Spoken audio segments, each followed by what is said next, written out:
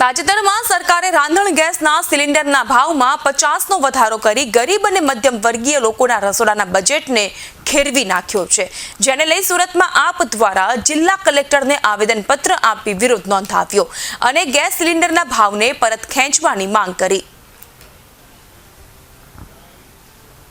આજે સુરત શહેર આમ આદમી પાર્ટી સંગઠન દ્વારા અમે કલેક્ટરશ્રીને આવેદન આપવા માટે આવ્યા છીએ કે જે કેન્દ્ર સરકાર દ્વારા જે રાંધણ ગેસના ભાવમાં જે 50 રૂપિયાનો જે વધારો કરવામાં આવ્યો છે તાત્કાલિક ધોરણે પાછો ખેંચવામાં આવે। આર્થિક પરિસ્થિતિ ખૂબ ખરાબ છે, મોંઘવારીની સામે લોકો લડી રહ્યા છે અને આપણને પણ ખબર છે કે આર્થિક પરિસ્થિતિ નબળી હોવાના કારણે એની સામે ના લડી શકવાના કારણે ઘણી બધી આત્મહત્યાના કિસ્સાઓ આપણે જોયા છે। તો આની સામે સરકારે સહકાર આપવાના બદલે સહયોગ આપવાના બદલે આવી રીતના ભાવ વધારો કરીને લોકોની મજાક બનાવી રહ્યા છે।